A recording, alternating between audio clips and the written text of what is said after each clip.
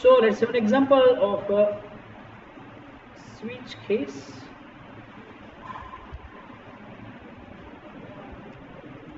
Switch case ક્યારે use થાય? જ્યારે તમારી પાસે એક જ કન્ડિશન છે, એક જ વેરિયેબલ છે કે જેની મલ્ટિપલ ચોઇસીસ છે, ત્યારે જનરલી શું થશે? સ્વિચ કેસ યુઝ થશે. સ્વિચ ડોટ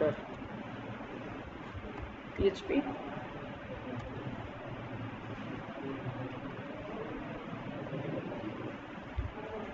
switch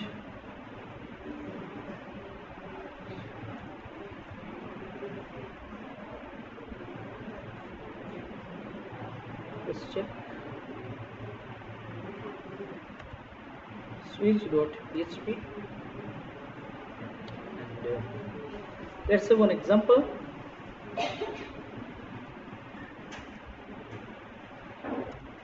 एक वेरिएबल ले लीजिए $a is equal to 3 પછી સ્વિચ $a સ્વિચ પછી જે વેરિયેબલની વેલ્યુ અથવા જે કન્ડિશન ચેક કરાવી છે તે and then in curly brackets case જો એની વેલ્યુ 0 હોય તો આપણે શું કરશું?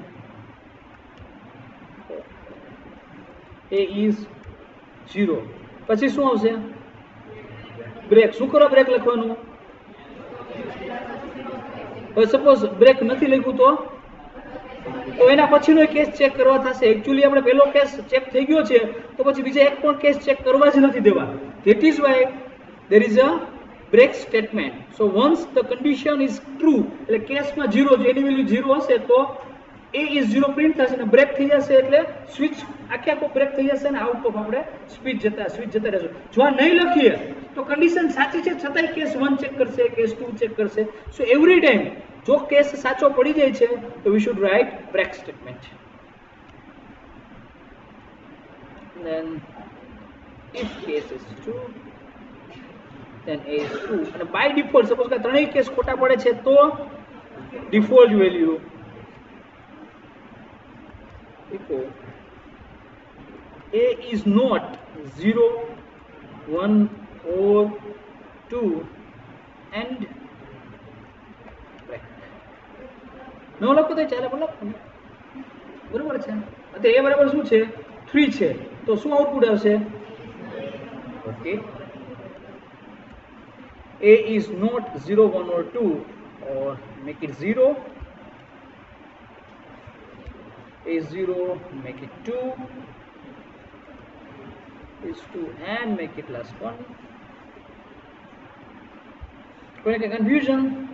સો અગેન ફરીથી કઈ રીતે રન થાય છે? એની વેલ્યુ ઇનિશિયલાઇઝ થાય છે. હિયર ધ સ્વિચ થશે, પહેલી કન્ડિશન ચેક થશે. જો આ સાચી પડી જશે તો આ પ્રિન્ટ થઈને બ્રેક થઈ જશે, ફિનિશ. આગળ નહીં ચેક કરે. જો આ કન્ડિશન ખોટી પડી તો જ કેસ 1 થશે. જો કેસ 1 સાચું પડશે તો ઇકો a is 1 આવશે અને બ્રેક થઈ જશે. જો આ કન્ડિશન ખોટી પડશે તો કેસ 2 માં બધી કન્ડિશન ખોટી પડી તો બાય ડિફોલ્ટ કેસ છે એમાં જશે અને ફરીથી આગળ વધશે. સો here is what the switch case is.